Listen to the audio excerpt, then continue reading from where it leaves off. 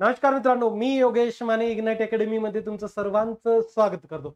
मित्रो, नुकतीच एमपीएससी कडून आयटीआय कॉलेजच्या प्रिन्सिपल, व्हाईस प्रिन्सिपल पदाची आणि टेक्निकल स्कूल जे आहेत त्यांच्या हेडमास्टर पदाच्या वॅकन्सीज आलेल्या आहेत. चांगल्या वॅकन्सीज आहेत, 132 वॅकन्सी आहेत आणि क्लास 2 ची पोस्ट आहे.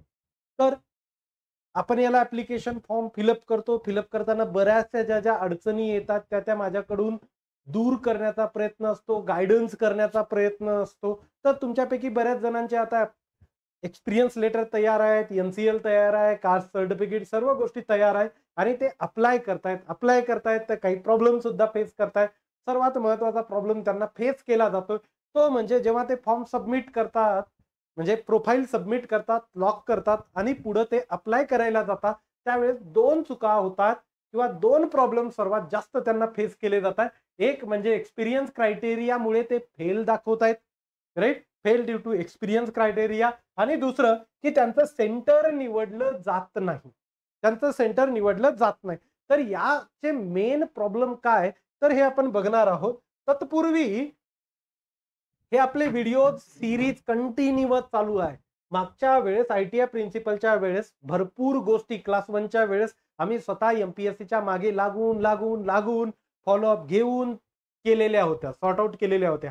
आता बघा की तीच गोष्ट आपली आताही चालू आहे. मुलांचे प्रॉब्लेम्स होऊ नये, फॉर्म भरताना अडचणी येऊ नये म्हणून आपण वेगवेगळे व्हिडिओज घेतो. हे व्हिडिओज आपल्या युट्यूब चॅनल जे आहे इग्नाइट अकॅडमी टेकचं, त्याच्या व्हिडिओज मध्ये तुम्हाला हे मिळतील. मग आमचं पूर्ण जाहिरातीचा असो, हा तर लाईव्ह घेतलेला होता. त्यानंतर धनंजय सरांचा एक्सपिरियन्स बाबतीतचा असो की एक्झामचा जो सिलेबस आहे त्याची डिकोडिंग केलेली आहे मी. तो सिलेबस कसा आहे काय त्याबद्दल, बापू सरांचा फॉर्म कसा भरावा, प्रोफाईल कशी क्रिएट करावी याबद्दलचा व्हिडिओ असो किंवा माझा एक्सपिरियन्स सर्टिफिकेटचा फॉर्मॅट बद्दलचा व्हिडिओ असो, हे सर्व व्हिडिओज अवेलेबल आहेत.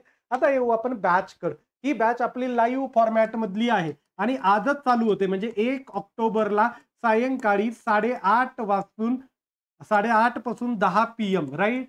सध्याचं आजचं जे सेशन आहे, या वीक मधले जे सेशन्स आहेत ते फ्री सेशन्स असणार आहे, डेमो सेशन असणार आहेत, पण ते ऍप मध्ये असतील. डिस्क्रिप्शन मध्ये आपल्या टेलिग्राम ग्रुपची लिंक दिलेली आहे, टेलिग्राम ग्रुप जॉईन करा. तिथून तुम्हाला लिंक वगैरे सर्व काही अवेलेबल होईल. तुम्ही आजचं सेशन जॉईन करायचं. क्लास बाकी कोर्स जॉईन केला असेल नसेल काही फरक पडत नाही. आजचं डेमो सेशन आहे, जॉईन करा, फायदाच होईल. क्लिअर. तर 1 तारखेपासून ही लाईव्ह फॉर्मॅटमध्ये बॅच चालू होते. सर्व लेक्चर लाईव्ह असतील, पूर्ण कोर्स आपला लाईव्ह असणार आहे. त्यानंतर रेकॉर्डिंग्स अवेलेबल होतील जसंही सेशन संपल्यानंतर, राईट. एक्सपर्ट फॅकल्टी आहे, फ्री पीडीएफ लेक्चर नोट्स तुम्हाला अवेलेबल होतील. त्याचं सॅम्पल मी तुम्हाला ग्रुपमध्ये अवेलेबल करून देणार आहे.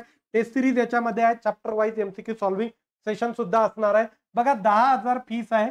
क्लिअर. सध्या आपण 30% डिस्काउंट देतोय आणि ही 7,000 आता सध्या तुम्हाला फीस असणार आहे. पुढे इन फ्युचर ही फीस वाढणारच आहे. आता येऊ मेन आपल्या जाहिरातीकडे. 120 नंबरची जाहिरात आहे 2025 ची. मुख्याध्यापक, उपप्राचार्य आणि प्राचार्य अशा 3 पदासाठीची ही जाहिरात आहे. 132 जागा आहे. पुढे चलूता बघा, यांनी याच्यामध्ये काय म्हटलेलं आहे की तुम्ही डिप्लोमा किंवा डिग्री लागते. डिप्लोमा असेल तर 2 वर्षाचा एक्सपिरियन्स लागतो, डिग्री असेल तर 6 वर्षाचा. सॉरी, उलट झालं मित्रो, सॉरी. डिप्लोमा असेल तर 6 वर्षाचा एक्सपिरियन्स लागतो, डिग्री असेल तर 2 वर्षाचा एक्सपिरियन्स लागतो. क्लिअर. आता हा एक्सपिरियन्स तुमचा गव्हर्नमेंटचा असू शकतो, सेमी गव्हर्नमेंट, प्रायव्हेट किंवा किंवा एनी अदर कॉर्पोरेशन किंवा इन्स्टिट्यूट यांचा कुठलाही एक्सपिरियन्स चालतो. तो प्रोफेशनल केडर मधला, टीचिंग मधला, ऍडमिनिस्ट्रेशन मधला, कुठल्याही या तिन्हीपैकी एकीचा आपल्याला चालणार आहे, राईट. तर हे एक्सपिरियन्स बद्दलचं झालं. मग हा क्रायटेरिया मी बरोबर फिल केला होता तरीही चुकीचं का दाखवतो, राईट. तर चला येऊ आपण.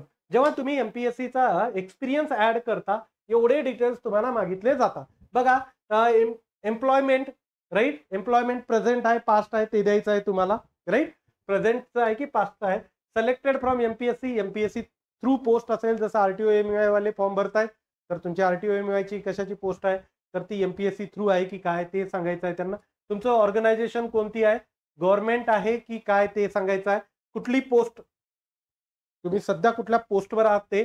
त्यानंतर जॉबचं नेचर काय, whether the post is gazetted or not, त्यानंतर नेचर ऑफ अपॉइंटमेंट काय आहे, तुमची परमनंट आहे अडॉक आहे काय आहे ते, त्यानंतर पे बँड, राईट, काही प्रायव्हेटला पे बँड नसेल तर NA करा, काही हरकत नाही, नॉट ऍप्लिकेबल करा, काही प्रॉब्लेम नाही. ग्रेड पे काय मॅन्डेटरी नाही आहे, ग्रेड पे हे पे बँड मॅन्डेटरी आहे. ओके, प्रायव्हेटला थोडासा प्रॉब्लेम येतो, त्यामुळे तुम्ही NA करायचं असेल NA करून घ्या. बेसिक पे, मिनिमम प्रोफेशनल चार्ज वगैरे काय, बेसिक पे काय तुमचा, मंथली ग्रॉस सॅलरी काय येते ते, आणि त्यानंतर डेट कधीपासून कधीपर्यंत आहे ते, एवढं तुम्हाला फिलअप करायचं होतं. आता मेन म्हणजे काय की मला एक्सपिरियन्स क्रायटेरिया फेल येतो. तो फेल येण्याचं कारण जे आहे ते तुमचं नेचर ऑफ जॉब आहे. हे जे नेचर ऑफ जॉब आहे ना, याच्यामध्ये बरेचसे ऑप्शन आहेत. आणि दुसरं तुमचं डेझिग्नेशन एक आहे, राईट. आता डेझिग्नेशन मध्ये तुम्हाला जे डेझिग्नेशन आहे ते अवेलेबल आहे का? ओके, तुम्ही त्या डेझिग्नेशनच्या इथं जर क्लिक केलं, हे इथं जर क्लिक केलं डेझिग्नेशनचा, तर वेगवेगळे डेझिग्नेशन येतात ना. आता हे सर्व डेझिग्नेशन आहेत वेगवेगळे. Okay, senior official, welfare inspector, other, planner assistant, okay, त्यानंतर principal and professor, professor, reader, registrar, research assistant, research officer, senior clerk वगैरे असे आहेत. ओके, तुमचं ऍज इट इज जर याच्यामध्ये डेझिग्नेशन नसेल तर इथं ऑदरचं सुद्धा ऑप्शन आहे, ते तुम्ही सिलेक्ट करू शकता. क्लिअर.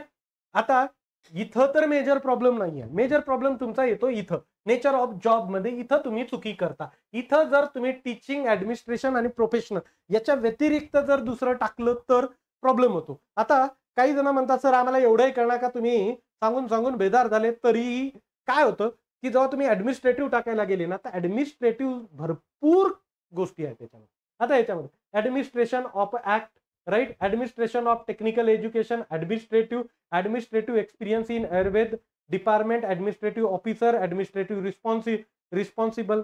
ऍडमिनिस्ट्रेटिव्ह करायचं असेल तर हे वाला ऍडमिनिस्ट्रेटिव्ह आहे. क्लिअर. हे वाला ऍडमिनिस्ट्रेटिव्ह आहे. जर प्रोफेशनल करायचं असेल, टीचिंग करायचं असेल, टीचिंग मध्ये खूप आहे. Teaching in nursing, teaching in administrative, teaching experience in Agad Tantra, teaching experience in द्वार या गुना, हे आयुर्वेद वगैरे वाले तेवढे लक्षात आपल्याला राहत नाही. टीचिंग म्हणजे हे वालं टीचिंग सिलेक्ट करायचं. ऍडमिनिस्ट्रेटिव्ह, प्लेन ऍडमिनिस्ट्रेटिव्ह किंवा प्लेन टीचिंग किंवा प्लेन प्रोफेशनल. आता प्रोफेशनल मध्ये भरपूर गोष्टी आहेत. Professional experience in ENT work, professional experience as a psychiatrist, professional experience as anaesthetics, right, ते मेडिसिन, हे बऱ्याच ऍड येत राहतात. त्यामुळे वेगवेगळे एक्सपिरियन्स आहेत. तुम्हाला नेचर ऑफ जॉब मध्ये तीनच करायचे, प्रोफेशनल, त्यानंतर टीचिंग आणि त्याच्या अगोदर ऍडमिनिस्ट्रेटिव्ह. या तिन्ही व्यतिरिक्त दुसरा एक्सपिरियन्स करायचा नाही. या तिन्ही पैकी नेचर ऑफ जॉब मध्ये या तिन्ही पैकी एक सिलेक्ट केलं तरच तुम्हाला एक्सपिरियन्स क्रायटेरिया फेल हे येत नाही. या तिन्ही व्यतिरिक्त दुसरं काहीतरी केलं तर एक्सपिरियन्स क्रायटेरिया फेल येतो. झालं पहिल्या प्रश्नाचं उत्तर. हे खूप लोकांसोबत होतं, प्रचंड लोकांसोबत होतं. कारण भरताना आपण काहीतरी चुकी करतो. त्यामुळे स्पेसिफिकली याच पॉइंटवर मी हा व्हिडिओ आणला, कारण ती डायरेक्ट बंबार्डमेंट होईल जर स्पेशल त्या टॉपिकवर व्हिडिओ आला तर. क्लिअर. नंतर बघा, हे झाले तिन्ही. आता select the examination centre of your choice, right. इथं नन येते, इथं सिलेक्ट करायला गेले ना नन येते, काहीही प्रॉब्लेम नाही. नन करा, पुढे चला, राईट, काहीच प्रॉब्लेम नाही. आता तुम्ही म्हणाल सर सेंटर का घेत नाही. आपली जी प्रोसिजर आहे ना मित्रो, या प्रोसिजरनुसार काय होतं की ही जी प्रोसिजर आहे, ओके, तर या प्रोसिजर मध्ये त्यांनी काय सांगितलं की पहिले आम्ही फॉर्म शॉर्टलिस्ट करू, राईट. आता आणि नंतर इंटरव्ह्यूला बोलू शकतो किंवा खूप फॉर्म आले तर आम्ही एक्झाम घेऊ. आता फॉर्म आपले कमी येणार आहेत का? क्लास 1लाच 5,000पेक्षा जास्त फॉर्म आले. इथं तर प्रचंड फॉर्म असणार, कारण ते 5,000 वाले काही जण एज बार झाले असते, पण बरेच जण भरू शकतात ना. त्यामुळे प्रोसिजर मध्ये जरी तसं दिलं असेल तर एक्झाम तर होणारच आहे. एक्झाम होणार आहे तर सध्या सेंटर निवडलं जात नाही, राईट. फॉर्म कमी आले तर major cities may be centre असतील, पुणे, मुंबई, नाशिक, संभाजीनगर, नागपूर, अमरावती सारख्या मोठ्या सिटी सेंटर असतील. आणि तुमचे जे लोकलचे ऍड्रेस आहेत त्यानुसार तुम्हाला त्या आसपासचे सेंटर देतील. किंवा मग नंतर सेंटर साठी सुद्धा फॉर्म ओपन होऊ शकतो, कधीतरी ओपन होतो, नाहीतर डायरेक्ट सेंटर लोकल ऍड्रेस नुसार तुम्हाला येऊ शकतात. क्लिअर आहे. त्यामुळे क्लिअरली आता न येतं, काही प्रॉब्लेम नाही, याच्यात काही चूक नाही. फॉर्म तुम्ही सबमिट करू शकता, अप्लाय करू शकता, राईट. तर हे दोन्ही जे प्रॉब्लेम होते असे तुम्ही जर ठळक कमेंट केली तर त्याच्यावर मी घेऊन येतो सेपरेट. हे दोन जे तुमचे मेजर कमेंट आलेले प्रॉब्लेम्स होते त्यांच्यावर हा मी व्हिडिओ घेऊन आलेलो आहे. ओके. आणि एक्सपिरियन्स मध्ये पण हे लक्षात घ्या, आता तिकडे तुम्ही ऍडमिनिस्ट्रेटिव्ह केलं ना, इथं ऍडमिनिस्ट्रेटिव्ह निवडा म्हणून, राईट. तिकडं टीचिंग केलं तर इथंही टीचिंग करा. हे तुम्हाला ऍडमिनिस्ट्रेटिव्ह, टीचिंग आणि प्रोफेशनल क्लिअर हे दिले ना. तिथं जे कराल तुम्ही नेचर ऑफ जॉब मध्ये, ज्याचं एक्सपिरियन्स सर्टिफिकेट बनवता, नेचर ऑफ जॉब मध्ये जे केलं तेच इथंही करा. क्लिअर. म्हणजे पुढं कन्फ्युजन जे होणार आहे ना इंटरव्ह्यूच्या वेळेस, ते होणार नाही. नाहीतर काय होतं की डॉक्युमेंट व्हेरिफिकेशन झालं की आपण इंटरव्ह्यूला जाणार असतो, तिथंच जर बाचाबाची झाली ना, आपला माइंडसेट बदलतो. त्यामुळे काही गोष्टी व्यवस्थितपणे करा, बाकी काही प्रॉब्लेम नाही. खूप घाई करायची गरज नाही. आणखीन फॉर्म भरायला वेळ आहे. पुन्हा एकदा आजपासून 1 ऑक्टोबर 2025 पासून सायंकाळी 8:30 वाजता आपली लाईव्ह बॅच चालू होते. आजचं सेशन हे डेमो असेल. 2-3 दिवस पुढचे डेमो सेशन्स असतील. ओके. मंडे पासून तुम्हाला कंपल्सरी फीस पे करून बॅच करावी लागेल. तोपर्यंत आपण डेमो सेशन देऊ, कारण तुम्हाला क्वालिटी ही कळाली पाहिजे. ते आजचं डेमो सेशन नक्की सगळ्यांनी अटेंड करा. मी सर्व या पोस्ट बद्दलचं जे आजपर्यंत जनरल सेशन्स इकडे घेऊन आलो, तिथं बिलकुल टेक्निकली राहील सिलेबस. त्यानंतर सर्व काही गोष्टी, टेस्ट सिरीज, या सर्व गोष्टी प्री प्लॅन्ड कशा असतील ह्या तुम्हाला मी इन्फॉर्म करणार आहे. ओके. पूर्ण पीडीएफ, बीडीएफ, लेक्चर नोट्स वगैरे सगळ्या गोष्टी तुम्हाला दाखवल्या जाणार आहेत त्या सेशनमध्ये, जेणेकरून तुम्हालाही कळेल की का बॅच आपण जॉईन करणार आहोत ते. इथं मी थांबतो. Thank you so much guys for listening me. Thank you so much.